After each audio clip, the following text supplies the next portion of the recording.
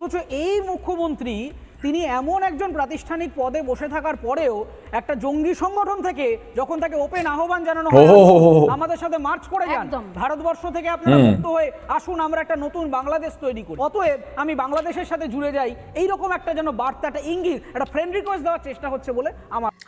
अस्सलाम वालेकुम दोस्तों, मैं हूं एहसान खान और आप देख रहे हैं यूट्यूब चैनल एहसान रिएक्शन विद एहसान। मैं उम्मीद करता हूं आप जहां भी होंगे एंजॉय करते होंगे, मज़े में होंगे और फिट फाट होंगे। अब जो वेस्ट बंगाल का मीडिया है वो कह रहा है कि जो सीएम है ममता बनर्जी वेस्ट बंगाल की, ये अब रिक्वेस्ट भेज रही हैं, फ्रेंड रिक्वेस्ट भेज रही हैं, बांग्लादेश को दरखास्त कर रही हैं कि भाई ये जो वेस्ट बंगाल है इसको अपने साथ मिला लो, यानी बांग्लादेश के साथ इसको मिक्स कर लो, मर्ज कर लो और ग्रेटर बांग्लादेश। जी हाँ, वो कह रही हैं कि अब ये किस्म से जो ममता बनर्जी हैं ये अब भेज रही हैं रिक्वेस्ट बांग्लादेश को। वो कह रहे हैं कि देखें कि किस तरह से जो वेस्ट बंगाल के अंदर प्रोटेस्ट हो रहे हैं और बांग्ला लैंग्वेज को लेकर जो प्रोटेस्ट हैं वो शुरू हुए, और मूवमेंट जो आपको बता रहे हैं जो आगाज हुआ उसका, जिसका बहुत बड़े लेवल के ऊपर जो बांग्ला कम्युनिटी है वो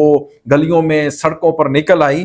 और फिर वो कह रहे हैं कि इसमें नजर आया कि पूरे वेस्ट बंगाल में जो बीजेपी वाली हैं वो अकेले आइसोलेट हो चुकी हैं, अकेले रह चुके हैं, तनहा हो चुके हैं बीजेपी वाले, और उनको समझ नहीं आ रही कि हमारे साथ क्या हो गया। वेस्ट बंगाल का मीडिया ये दोस्तों कहता हुआ नजर आ रहा है कि इतनी बड़ी बात नहीं थी, कुछ गलतफहमियां पैदा हो गई थी लेकिन उनको ठीक कर लिया गया है, और कोई किसी ने बांग्ला लैंग्वेज वालों को कुछ नहीं कहा, बंगाली को कुछ नहीं कहा।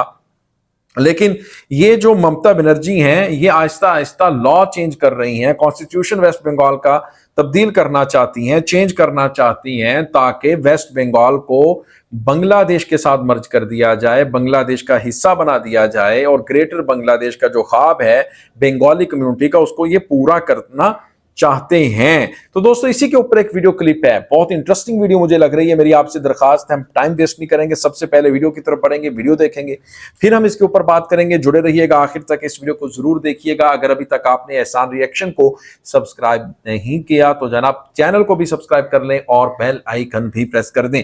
वीडियो को लाइक भी किया करें और कॉमेंट सेक्शन में आप अपनी फीडबैक से हमें जरूर आगाह भी किया करें। ले दोस्तों वीडियो देखिएगा, 3, 2, 1 एंड क्यू।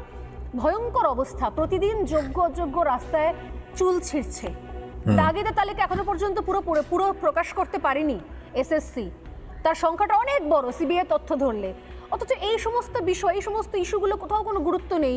এরা পড়ে রয়েছে মঞ্চ বাঁধার জন্য। আমার তো মাঝে মাঝে মনে হচ্ছে যে মমতা বন্দ্যোপাধ্যায় আগে থেকে মঞ্চ বেঁধে রেখেছেন এই জন্য যাতে পুজোর আগে নিশ্চয়ই যাতে চাকরি প্রার্থীরা এসে মঞ্চ না বাঁধতে পারে, চাকরি হারারা মঞ্চ না বাঁধতে পারে। কার্নিভাল করার জন্য তাদেরকেও তুলে দিতে হবে, আমার নাহলে কালো পতাকা দিয়ে রেখে দিতে হবে। প্রতিবার যেরকম হয়, এত কিছু ইস্যু থাকা সত্ত্বেও এটা কি ধরনের রাজনীতি চলছে? সেনার বিরুদ্ধে মানুষকে খেপাও, আমার মঞ্চ আমি ভেঙে দেবো। মালদা মুর্শিদাবাদ নিয়ে এসেছেন, এই যে বলছে না সেনারা নাকি দৌড়ে পালিয়ে যাচ্ছে। আপনারা একটু আরজি করের আমলের ক্লিপগুলো দেখেন না, মমতা বন্দ্যোপাধ্যায়ের পুলিশ কিভাবে মানুষের ঢল দেখে একেবারে আইপিএসরা দৌড় দিয়েছিল, সে সময় কিভাবে কবাডি খেলা হচ্ছিল ওইখানে আরজি করের সামনে। সেই রাতের কথাগুলো মনে রাখুন। দ্বিতীয় কথা, এই যে সেনাদেরকে কথা বলছে, এটা একটা স্ট্র্যাটেজিক অবজেক্টিভ আছে। আমার কনক্লুডিং রিমার্কটা বললে আপনি বুঝতে পারবেন। দীর্ঘদিন ধরে আপনি দেখুন, এটা সেনা আজকে প্রথম নয়, এর আগে প্রথমে বলা হলো বিচার ব্যবস্থাটা বিজেপির হয়ে গেছে, নিয়ে বিতর্ক হলো, কোনো বিজেপি বলা গেল না। তারপরে বলা হলো নির্বাচন কমিশন সিস্টেমটা এটা ফেল করে গেছে।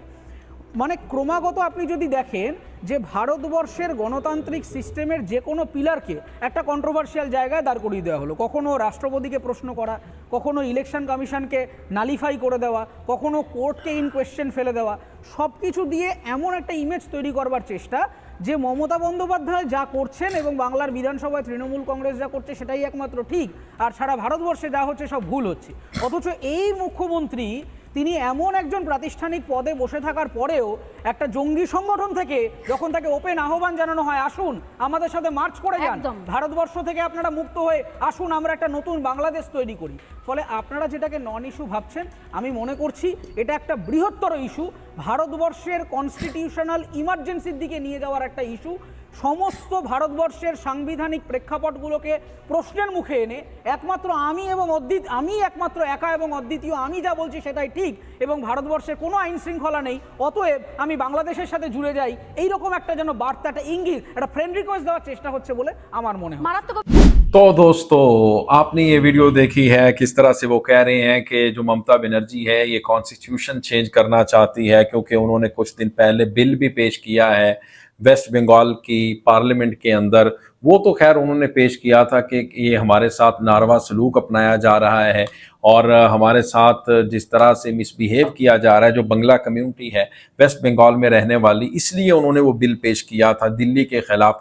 और ये एक बड़ा झटका है, इसीलिए इनकी चीखें निकल रही हैं। और अब ये भी कहते हुए नज़र आ रहे हैं कि जो वेस्ट बंगाल के अंदर बांग्लादेश के हक में बात की जाती है, अगर बांग्लादेश के खिलाफ कोई बात कर ले तो वहाँ पर मुजाहरे होते हैं, एहतजाज होते हैं, बांग्लादेश के हक में बात की जाती है। लेकिन बांग्लादेश के खिलाफ कोई बात नहीं करता। अगर मोदी कोई बात कर ले तो मोदी के खिलाफ वेस्ट बंगाल के लोग खड़े हो जाते हैं। इसका मतलब ये हुआ कि ये जो वेस्ट बंगाल के लोग हैं ये बांग्लादेशी हैं, ये बांग्लादेश के हक में बात करते हैं लेकिन मोदी के खिलाफ करते हैं। ये क्या हो रहा है? यानी वो बहुत ज़्यादा टेंशन में हैं, बात करते हुए नज़र आ रहा था।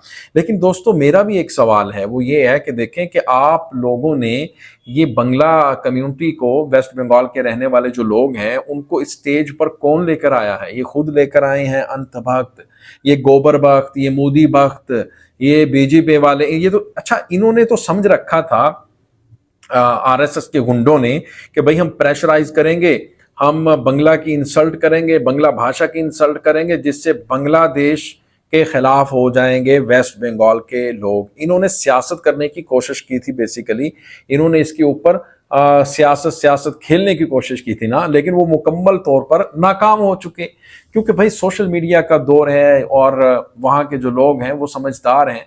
फिर उनका कल्चर, नॉर्म्स, वैल्यूज सेम है, यानी वेस्ट बंगाल के लोगों का और बांग्लादेश के लोगों का।